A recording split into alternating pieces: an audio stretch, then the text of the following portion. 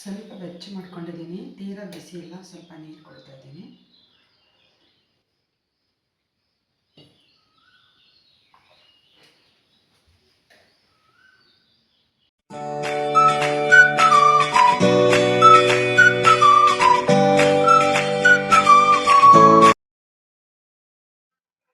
Hello everyone, good morning. Welcome to my YouTube channel life with ನೇತ್ರ.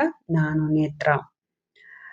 ಇದು 5:45 ಆಗಿದ್ದು ಹೊರಗಡೆ ಕಸ ಗುಡಿಸ್ತಾ ಇದ್ದೀನಿ. ಇಲ್ಲಿ ತುಂಬಾ ಚೆನ್ನಾಗಿ ಹಕ್ಕಿಗಳ ಚಿಲಿಪಿಲಿ ನಾದ ಕೇಳಿಸ್ತಿತ್ತು. ಬಟ್ ಏನಂದ್ರೆ ನಮ್ಮ ಹಳ್ಳಿಯಲ್ಲಿ ದೇವಸ್ಥಾನದಲ್ಲಿ ಸಾಂಗ್ ಹಾಕಿರ್ತಾರೆ, ಭಕ್ತಿ ಗೀತೆ ಅಂದ್ರೆ ದೇವರ ಹಾಡುಗಳನ್ನ ಹಾಕಿರ್ತಾರೆ. ಅದು ನಾನು ಯೂಟ್ಯೂಬಲ್ಲಿ ಹಾಕಿದ್ರೆ ಅದನ್ನ ಯೂಟ್ಯೂಬಲ್ಲಿ ಹಾಕಿ ಅಪ್ಲೋಡ್ ಮಾಡಿದ್ರೆ ಖಂಡಿತ ನನಗೆ ಕಾಪಿ ರೈಟ್ ಬರ್ಬೋದು ಅಥವಾ ಕಾಪಿ ಸ್ಟ್ರೈಕ್ ಬರ್ಬೋದು. ಹಾಗಾಗಿ ನಾನಿಲ್ಲಿ ಅದನ್ನ ಸಾಂಗ್ ಕಟ್ ಮಾಡಿ ಸಾಂಗ್ ತೆಗಿಬೇಕಲ್ಲ, ಅದಕ್ಕೋಸ್ಕರ ಇಲ್ಲಿ ಆ ಹಕ್ಕಿಗಳ ಚಿಲಿಪಿಲಿ ಅದು ಏನು ಕೇಳಿಸ್ತಾ ಇಲ್ಲ. ಡೆಫಿನೆಟ್ಲಿ ನಾಳೆ ನಾನು 5:30 ಒಳಗಡೆನೆ ವಿಡಿಯೋ ಶೂಟ್ ಮಾಡಿ ಖಂಡಿತ ನಿಮಗೆ ಅದನ್ನ ನಾನು ಕೇಳಿಸೋದಿಕ್ಕೆ ನಿಮ್ಗೆ ಇಷ್ಟಪಡ್ತೀನಿ. ನಾಳೆ ಖಂಡಿತ ಅದನ್ನ ವಿಡಿಯೋ ಶೂಟ್ ಮಾಡ್ತೀನಿ, ಹಕ್ಕಿಗಳ ನಾದ ಚಿಲಿಪಿಲಿ ನಾದವನ್ನ. ನಾನಿಲ್ಲಿ ಹೊರಗಡೆ ಎಲ್ಲ ಕಸ ಗುಡಿಸಿ ಒಂದು 5:45 ಇಂದ ಹಿಡಿದು 6:30 ಎಲ್ಲ ಆಗುತ್ತೆ. ಕಸ ಗುಡಿಸಿ ಹೊರಗಡೆ ರಂಗೋಲಿ ಹಾಕಿ ಎಲ್ಲ ಮಾಡೋದು ಅಷ್ಟಾಗುತ್ತೆ. 6:30 ಮೇಲೆ ನಾನು ಅಡುಗೆ ಮಾಡಲಿಕ್ಕೆ ಅಂದರೆ ಬ್ರೇಕ್ಫಾಸ್ಟ್ ಮಾಡಲಿಕ್ಕೆ ನನ್ನ ಮಗನಿಗೋಸ್ಕರ ಶುರು ಮಾಡ್ತೀನಿ. ಫಸ್ಟ್ ನಾನು ಅವನಿಗೋಸ್ಕರ ಏನಾದರೂ ತಿಂಡಿ ಮಾಡಿಬಿಡ್ತೀನಿ. ಬನ್ನಿ, ಇಲ್ಲಿ ನಾನು ರಂಗೋಲಿ ಹಾಕ್ತಾ ಇದ್ದೀನಿ. ಯೂಶ್ವಲಿ ರಂಗೋಲಿ ನನಗೆ ದೊಡ್ಡವೇ ಬರೋದು, ಸ್ಮಾಲ್ ಎಲ್ಲ ಅಷ್ಟಾಗಿ ಬರಲ್ಲ, ಒಂದು ಸ್ವಲ್ಪ ಬರ್ತವೆ. ನೆಕ್ಸ್ಟ್ ವಿಡಿಯೋದಲ್ಲಿ ಅದನ್ನು ಹಂಚ್ಕೊಳ್ತೀನಿ.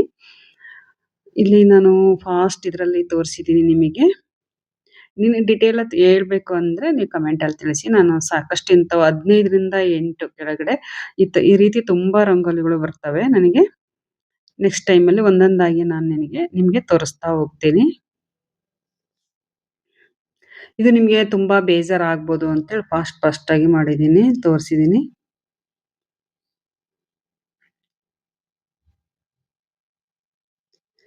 ಸಾಮಾನ್ಯವಾಗಿ ಈ ತರ ದೊಡ್ಡ ರಂಗೋಲಿಗಳನ್ನ ಹಾಕ್ಲಿಕ್ಕೆ ತುಂಬಾ ಟೈಮ್ ಆಗುತ್ತೆ. ಆದಷ್ಟು ಇವಾಗ ಎಲ್ಲರೂ ಅದಕ್ಕೆ ಸ್ಮಾಲ್ ಹಾಕ್ತಾರೆ. ನನಗೆ ಈ ತರ ಮುಂದೆ ತುಂಬಾ ಚೆನ್ನಾಗಿದೆ. ಈ ತರ ಒಂದು 3-4 ದೊಡ್ಡ ರಂಗೋಲಿ ಹಾಕ್ಬೋದು. ನೋಡ್ತಾ ಇರ್ಬೋದು, ತುಂಬಾ ಚೆನ್ನಾಗಿದೆ. ಕಮಲ್ದು ಟೈಪ್ ಇದೆ ಅದು. ಹಾಗೆ ಇಲ್ಲಿ ಹೂಗಳೆಲ್ಲ ಇದು ತುಂಬಾ ಚೆನ್ನಾಗಿ ಬಿಡುತ್ತೆ, ಮಲ್ಲಿಗೆ ಹೂವು. ನೋಡಿ, ಇದೆಲ್ಲ ಶೋ ಪ್ಲಾಂಟ್, ತುಂಬಾ ಚೆನ್ನಾಗಿ ಬಿಡುತ್ತೆ ಹೂವು ಅದು. ಬನ್ನಿ ಇವಾಗ ಸ್ಟಾರ್ಟ್ ಮಾಡೋಣ ಅಡುಗೆಯನ್ನ. ಬ್ರೇಕ್ಫಾಸ್ಟ್ ಮಾಡೋಣ. ನಾನಿಲ್ಲಿ ಬ್ರೇಕ್ಫಾಸ್ಟಿಗೋಸ್ಕರ ಇಲ್ಲಿ ನಾನು ಪಡ್ಡು ಮಾಡ್ತಾ ಇದ್ದೀನಿ ಮಗನಿಗೋಸ್ಕರ. ಅವನಿಗೆ ಬಾಕ್ಸಿಗೆ ಆಗುತ್ತೆ ಅಂದ್ರೆ ಎಂದಿನ ದಿನ ನಾನು ಇದನ್ನ ಇಡ್ಲಿ ಮಾಡಿದ್ದೆ, ಹಾಗಾಗಿ ಅದು ಉಳಿದಿತ್ತಲ್ಲ ಹಿಟ್ಟು, ಅದನ್ನ ಇಲ್ಲಿ ಪಡ್ಡು ಮಾಡ್ತಾ ಇದ್ದೀನಿ. ಪಡ್ಡಿಗೆ ಏನೇನು ಹಾಕ್ತಾ ಇದ್ದೀನಿ ಅಂದ್ರೆ ಸಬ್ಬಸಿಗೆ ಸೊಪ್ಪು ತಂದಿದ್ನಲ್ವಾ ಮಾರ್ಕೆಟಿಂದ, ಅದರಿಂದ ನಾನು ಸಬ್ಬಸಿಗೆ ಸೊಪ್ಪು, ಈರುಳ್ಳಿ, ಕರಿಬೇವು, ಕೊತ್ತಂಬರಿ ಇವನಿಷ್ಟನ್ನು ನಾನು ಹಾಕಿ ಪಡ್ಡು ಮಾಡ್ತಾ ಇದ್ದೀನಿ. ಯೂಶಲಿ ನಿಮ್ಗೆ ಎಲ್ಲರಿಗೂ ಗೊತ್ತಿರ್ತದೆ ನಾನು ಏನು ರೆಸಿಪಿ ತೋರಿಸ್ತಾ ಇದ್ದೀನಲ್ಲ, ಹಾಗೆ ನೀವು ರೆಸಿಪಿಯನ್ನು ನೋಡ್ತಾ ನಾನೊಂದು ಗೃಹಿಣಿ ಬಗ್ಗೆ, ಇವತ್ತು ಗೃಹಿಣಿಯ ಕನಸುಗಳ ಬಗ್ಗೆ, ಇವತ್ತಿನ ಟಾಪಿಕ್ ಬಂದು ಗೃಹಿಣಿಯ ಕನಸುಗಳು, ಅದ್ರ ಬಗ್ಗೆ ಮಾತಾಡೋಣ ಅಂತ ಅನ್ಕೊಂಡಿದ್ದೀನಿ. ನಿಮಗೆ ಬೋರ್ ಆಗ್ಬೋದು, ಅಡುಗೆಯನ್ನ ಯೂಶಲಿ ನೀವು ಮಾಡ್ತಾ ಇರ್ತೀರಲ್ವಾ, ಹಾಗಾಗಿ ನಾನು ಗೃಹಿಣಿಯ ಕನಸುಗಳ ಬಗ್ಗೆ ಒಂದು ಸ್ವಲ್ಪ ಮಾತಾಡೋಣ ನಿಮ್ಮ ಜೊತೆ ಅಂತ ಅನ್ಕೊಂಡಿದ್ದೀನಿ. ಬನ್ನಿ ಹಾಗಾದ್ರೆ ತಡ ಮಾಡದೆ ಸ್ಟಾರ್ಟ್ ಮಾಡೋಣ. ಇವತ್ತಿನ ಟಾಪಿಕ್ ಬಂದು ಗೃಹಿಣಿಯ ಕನಸುಗಳು. ಇದ್ರ ಬಗ್ಗೆ ನಾನು ಮಾತಾಡ್ತಾ ನೀವು ನನ್ನ ಅಡುಗೆನ ನೋಡ್ತಾ ಕೇಳಿಸ್ಕೋಬಹುದು. ಗೃಹಿಣಿ ಅಂದರೆ ಬರೀ ಕೇವಲ ಮನೆ ಕೆಲಸ ಮಾಡಿಕೊಂಡು ಇರುವುದು ಅಷ್ಟೇ ಅವಳ ಕೆಲಸ ಅನ್ಕೋತೀವಿ. ಈವನ್ ನಾವು ಕೂಡ ಅದನ್ನೇ ಲೇಬಲ್ ಹಾಕ್ಸ್ಕೊಂಡ್ಬಿಟ್ಟಿದೀವಿ, ನಾವು ಗೃಹಿಣಿಯರು, ನಮ್ಮ ಕೈಲಿ ಏನು ಮಾಡೋಕ್ಕಾಗಲ್ಲ ಅಂತ, ಅಲ್ವಾ? ಬಟ್ ಅವಳಿಗೂ ತುಂಬಾ ಡ್ರೀಮ್ಸ್ ಇರುತ್ತೆ ಅಲ್ವಾ? ಯಾರು ಮನೆಯವ್ರು ಅದನ್ನ ಅಬ್ಸರ್ವ್ ಮಾಡ್ತಾರ? ಇಲ್ಲ ತಾನೆ. ಯಾರು ಸಹ ಮನೆಯವರು ಅಬ್ಸರ್ವ್ ಮಾಡೋದಿಲ್ಲ.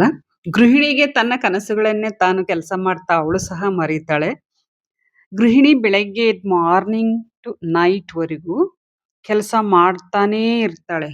ಅಂದ್ರೆ ಅವಳಿಗೆ ಮಕ್ಕಳ ಬಗ್ಗೆ ತುಂಬಾ ಕೇರ್ ಇರುತ್ತಲ್ವಾ, ಹಾಗಾಗಿ ಅವಳಿಗೆ ಇಂಪಾರ್ಟೆನ್ಸ್ ಕೊಡ್ತಾಳೆ ಮನೆಯವ್ರ ಬಗ್ಗೆ.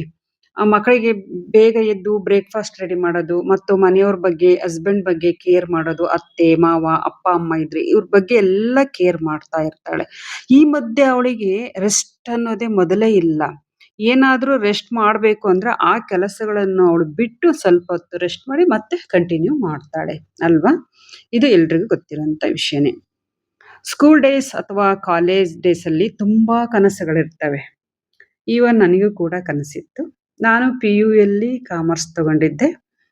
ನನಗೂ ಬಿ.ಕಾಮ್ ಮಾಡ್ಬೇಕು, ಎಂ.ಕಾಮ್ ಮಾಡ್ಬೇಕು, ಸಿ.ಎ ಮಾಡ್ಬೇಕು, ಇಲ್ಲ ಎಕನಾಮಿಕ್ಸ್ ಲೆಕ್ಚರರ್ ಆಗ್ಬೇಕು. ಈ ಥರ ಎಲ್ಲ ನಾವು ಕನಸುಗಳನ್ನ ಕಂಡಿರ್ತೀವಿ. ಸಾಮಾನ್ಯವಾಗಿ ಎಲ್ರು ಓದ್ಬೇಕಾದ್ರೆ ಈ ರೀತಿ ಕನಸುಗಳನ್ನ ಕಂಡೇ ಕಾಣ್ತಾರೆ. ನಾನು ಸಹ ಈ ತರ ಕನಸುಗಳನ್ನ ಕಂಡಿದ್ದೆ.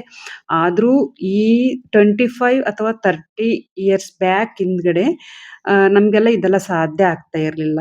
ಎಲ್ಲಿಗಾರ ಕಾಲೇಜ್‌ಗೆ ಹೋಗ್ಬೇಕಂದ್ರೆ ಬಸ್ಸಿನ ಕನ್ವೀನಿಯಂಟ್ ಇರ್ಲಿಲ್ಲ. ಆಮೇಲೆ ಪೋಷಕರು ಅಂದ್ರೆ ಪೇರೆಂಟ್ಸ್ ನಮ್ಮನ್ನ ಹೊರಗಡೆ ಹೆಣ್ಮಕ್ಳನ್ನ ಕಳ್ಸಕ್ ಇಷ್ಟಪಡ್ತಿರ್ಲಿಲ್ಲ. ಅಂದ್ರೆ 25, 30 ವರ್ಷ ಕೆಳಗಡೆ ನಾನು ಈ ಮಾತು ಹೇಳ್ತಾ ಇದ್ದೀನಿ. ಹಾಗಾಗಿ ನಮ್ಮ ಕನಸುಗಳು ಹಾಗೆ ಉಳಿದ್ಬಿಟ್ಟು. ಯಾರಾದ್ರೂ ನಾವು ಟೀಚರ್‌ಗಳನ್ನ ನೋಡಿದಾಗ ನಾನು ಟೀಚರ್ ಆಗ್ಬೇಕಪ್ಪ ಅಂತ ಕನಸು ಕಾಣ್ತಾ ಇದ್ವಿ. ಯಾರಾದ್ರೂ ಪ್ರೊಫೆಸರ್ ಕಂಡಾಗ ಅಥವಾ ಲೆಕ್ಚರರ್ ಕಂಡಾಗ ಈ ರೀತಿ ಕನಸು ಕಾಣೋದು ಸಹಜ. ಆವತ್ತಿನ ಮಟ್ಟದಲ್ಲಿ ಅವು ಸಕ್ಸಸ್ ಆಗ್ತಾ ಇರ್ಲಿಲ್ಲ. ಕನಸು ಕಾಣೋದೊಂದೇ ನಮ್ದು ಕೆಲಸ ಆಗಿತ್ತು. ಬಟ್ ಇವಾಗೆಲ್ಲ ಮೆಡಿಕಲ್ ಮಾಡ್ಬೇಕು, ಇಂಜಿನಿಯರ್ ಮಾಡ್ಬೇಕು ಅಂದ್ರೆ ತಂದೆ ತಾಯಿಗಳು ತುಂಬಾ ಎನ್ಕರೇಜ್ ಮಾಡ್ತಾರೆ, ಪ್ರೋತ್ಸಾಹ ಮಾಡ್ತಾರೆ ಅಂದ್ರೆ ಸಪೋರ್ಟ್ ಮಾಡ್ತಾರಲ್ವಾ. ಆವಾಗಿನ ನಮ್ಮ ತಂದೆ ತಾಯಿಗಳಿಗೆ ಇಷ್ಟು ನಾವು ಡಿಗ್ರಿ ಮಾಡಿರೋದೇ ಒಂದು ದೊಡ್ಡ ಸಾಧನೆ ಅನ್ಬೋದು. ಅಷ್ಟು ಓದಿಸಿದಾರಲ್ಲ ನಮ್ಗೆ ನಾವ್ ಯಾವಾಗ್ಲೂ ಅವ್ರಿಗೆ ಥ್ಯಾಂಕ್ ಯು, ಒಂದು ಕೃತಜ್ಞತೆ ಯಾವಾಗೂ ಸಲ್ಲಿಸಲೇಬೇಕು. ಯಾವಾಗ್ಲೂ ನಾವು ಥ್ಯಾಂಕ್ಫುಲ್ ಆಗಿರ್ತೀವಿ. ನಮ್ಗೆ ಇಷ್ಟ ಆದ್ರೂ ಓದಿಸಿದಾರಲ್ಲ ಅಂತೇಳಿ. ಆದ್ರೆ ಇಂಥದ್ದೊಂದು ಕನಸಿರುತ್ತೆ ಅಂತ ಯಾರಿಗೂ ಗೊತ್ತಾಗಲ್ಲ ಅಲ್ವಾ? ಆದ್ರೆ ಆದ್ರೆ ಅದನ್ನ ಕನಸನ್ನ ಮಕ್ಕಳಲ್ಲಿ ಕಾಣ್ತಾಳೆ. ನನ್ ಮಕ್ಕಳನ್ನ ಈಗಿನ ತಾನು ತನ್ನ ಮಕ್ಕಳಲ್ಲಿ ಆ ಕನಸುಗಳನ್ನು ಈಡೇರಿಸ್ಕೊಳ್ತಾಳೆ. ಹೆಂಗೆ ಅಂದ್ರೆ ಮಕ್ಕಳನ್ನ ಡಾಕ್ಟರ್ ಮಾಡ್ಬೇಕು, ಒಳ್ಳೆ ಡಾಕ್ಟರ್ ಮಾಡ್ಬೇಕಪ್ಪ ನಾನು, ಇಂಜಿನಿಯರ್ ಮಾಡ್ಬೇಕು. ಈ ತರ ಇವತ್ತು ಈ ತರ ಕನಸು ಕಾಣ್ತಾ ಇದಾರೆ ಈಗಿನ ಗೃಹಿಣಿಯರು. ಆವತ್ತಿನ ಗೃಹಿಣಿಯರಂದ್ರೆ ನಮ್ಮ ಏಜ್ ಅಲ್ಲಿ ನಾವು ಏನು 25, 30 ವರ್ಷ ಕೆಳಗೆಲ್ಲ ಓದಿದ್ವಲ್ಲ, ಆ ಟೈಮೆಲ್ಲ ನಾವೆಲ್ಲ ಲೆಕ್ಚರರ್ ಆಗ್ಬೇಕು, ಟೀಚರ್ ಆಗ್ಬೇಕು ಈ ತರ ಅವಾಗೆಲ್ಲ ಈ ಮೆಡಿಕಲ್ಲು ಇವೆಲ್ಲ ಇಂಜಿನಿಯರ್ ಅಂದ್ರೆ ಅಷ್ಟೊಂದು ಸುಲಭ ಅಲ್ಲ ಅಂತ ಅನ್ಕೊಳ್ತಿದ್ವಿ. ಈಗಿನಂಗ್ ಸಿ.ಇ.ಟಿ, ನೀಟು ಈ ತರ ಎಲ್ಲ ಅವಾಗೆಲ್ಲ ಇರ್ಲಿಲ್ಲ. ಅದು ನಮ್ಗೆ ಗೊತ್ತಾಗ್ತಾನು ಇರ್ಲಿಲ್ಲಲ್ವಾ? ಸೊ ಅದಕ್ಕೋಸ್ಕರ. ಮತ್ತೆ ಹಸ್ಬೆಂಡಲ್ಲಿ ನನ್ನ ಹಸ್ಬೆಂಡ್ ಒಂದು ಲೈಫ್ ಲೀಡ್ ಮಾಡ್ತಾರೆ. ನನಗೆ ಒಳ್ಳೆದೊಂದು ಲೈಫ್ ಲೀಡ್ ಮಾಡ್ತಾರೆ. ಇಲ್ಲ ಅಂದ್ರೆ ನನ್ನ ಕನಸುಗಳು ಏನು ಓದೋದ್ರ ಬಗ್ಗೆ ಇಟ್ಕೊಂಡಿರ್ತೀವಲ್ಲ ಕನಸುಗಳನ್ನ, ಈ ಹಸ್ಬೆಂಡ್ ಆದ್ರೆ ಈಡೇರಿಸ್ತಾರೆ ಅಂತ ಆಗ್ಲೂ ಕನಸು ಕಾಣ್ತಾಳೆ ಅವಳು. ಇನ್ನು ಮಕ್ಕಳು ಆಗಿರಲ್ಲ. ಅವಾಗ ಕನಸು ಕಾಣ್ತಾಳೆ. ಬಟ್ ಅದು ಹಸ್ಬೆಂಡ್ ಮನೆಯಲ್ಲಿ ಅಸಾಧ್ಯ ಅಂತ ಅಂದಾಗ ಸುಮ್ನಾಗ್ತಾಳೆ. ಮತ್ತು ಮಕ್ಕಳಾದಾಗ ಈ ರೀತಿ ಡಾಕ್ಟರ್ ಆಗ್ಬೇಕು, ಇಂಜಿನಿಯರ್ ಆಗ್ಬೇಕು ಅಂತ ತುಂಬಾ ಕನಸುಗಳನ್ನ ಕಾಣ್ತಾಳೆ. ಇತ್ತೀಚೆಗೆ ಗೃಹಿಣಿಯರು ಈಗ ಸ್ವಲ್ಪ ಅಪ್ಡೇಟ್ ಆಗಿದ್ದಾರಲ್ವಾ? ಈಗ ಇವನ್ ನನ್ನನ್ನು ಸೇರ್ಸಿ ಹೇಳ್ತಾ ಇದ್ದೀನಿ. ನಾನು ಕೂಡ ಈಗ ಅಪ್ಡೇಟ್ ಆಗಿದ್ದೀನಿ. ಸಾಕಷ್ಟು ವಿಷಯನ ಯೂಟ್ಯೂಬಲ್ಲೇ ನಾನು ಸಾಕಷ್ಟು ಕಲ್ತಿರೋದು. ಯೂಟ್ಯೂಬ್‌ನಲ್ಲಿ ಸಾಕಷ್ಟು ಕಲ್ತು ವಿಡಿಯೋಸ್‌ಗಳನ್ನ ನೋಡಿ ನಾನು ಒಬ್ಬ ಯೂಟ್ಯೂಬರ್ ಯಾಕ್ ಆಗ್ಬಾರ್ದು? ಯಾಕಂದ್ರೆ ಮುಂಚೆ ಎಲ್ಲ ಕಂಡಿರ್ತಾಳಲ್ವಾ ಕನಸುಗಳನ್ನ, ಅದು ಈಡೇರಲ್ಲ. ಬಟ್ ಇದು ಪ್ಲಾಟ್‌ಫಾರ್ಮ್ ಚೆನ್ನಾಗಿದೆ ಯೂಟ್ಯೂಬ್ ಅಂದ್ರೆ. ಮನೆಯಲ್ಲಿ ಅಡಿಗೆ ಮಾಡೋದು ವೆರೈಟಿ ವೆರೈಟಿ ಆಫ್ ಅಡಿಗೆ, ಕುಕಿಂಗ್ ಎಲ್ಲ ಚೆನ್ನಾಗಿ ಮಾಡ್ತಾ ಇರ್ತಾರಲ್ಲ. ಹಾಗಾಗಿ ಅವಳಿಗೆ ಇಂಟ್ರೆಸ್ಟ್ ಇದ್ರೆ ಕುಕಿಂಗ್ ವಿಡಿಯೋಸ್ ಮಾಡ್ಬೋದು. ಕ್ಲೀನಿಂಗ್ ಬಗ್ಗೆ ತುಂಬಾ ಕೆಲವರು ಕ್ಲೀನಿಂಗ್ ತುಂಬಾ ಚೆನ್ನಾಗಿ ಮಾಡಿ ಅಚ್ಚುಕಟ್ಟಾಗಿ ಮನೆ ಇಟ್ಕೊಂಡಿರ್ತಾರೆ. ಅವ್ರು ಅದನ್ನೇ ಯಾಕೆ ನಾನು ತೋರಿಸ್ಬಾರ್ದು? ಆಮೇಲೆ ಇನ್ನೊಂದು ಮಕ್ಕಳೆಲ್ಲ ದೊಡ್ಡವರಾಗಿರ್ತಾರಲ್ವಾ? ಮನೆಯಲ್ಲಿ ಅದೇ ಕೆಲಸ ಅದನ್ನೇ ಬೇಜಾರಾಗುತ್ತೆ ಅದೇ ಕೆಲಸ ಅಂತ. ಈ ರೀತಿ ನಾವು ಕೆಲಸಗಳನ್ನ ತೋರಿಸ್ತಾ ನಾವು ಮೋಟಿವೇಟ್ ಆಗ್ತಾ ಯಾಕೆ ಮಾಡಬಾರ್ದು ಅಂತ ಇತ್ತೀಚಿನ ಮಹಿಳೆಯರು ಅಥವಾ ಅಂದ್ರೆ ಗೃಹಿಣಿಯರು ಇದನ್ನು ಸಹ ಮನಸ್ಸು ಮಾಡ್ತಾ ಇದ್ದಾರೆ. ಈ ಕಡೆ ನಂದು ಸಾಂಬಾರ ರೆಡಿ ಆಗ್ತಾ ಇದೆ. ಪಡ್ಡನ್ನು ಸಹ ಮಾಡ್ತಾ ಇದ್ದೀನಿ. ಸಾಂಬಾರಿಗೆ ನಾನು ಮುದ್ದೆ ಮಾಡ್ತಾ ಇದ್ದೀನಿ. ನಮಗೆ ಡೈರೆಕ್ಟ್ ಆಗಿ ಮುದ್ದೆ ಸಾಂಬಾರು. ಮಗನಿಗೋಸ್ಕರ ಇಲ್ಲಿ ನಾನು ಪಡ್ಡು ಮಾಡಿದ್ದೆ. ಮತ್ತೆ ಇಲ್ಲಿ ಲೇಬರ್ಸ್ ಬಂದಿದ್ದಾರೆ. ಸೊ ಹಾಗಾಗಿ ನಮ್ಮ ಹಳ್ಳಿ ಕಡೆ ಡೈರೆಕ್ಟ್ ಆಗಿ ಊಟ ಇರುತ್ತೆ ಬೆಳಗ್ಗೆ.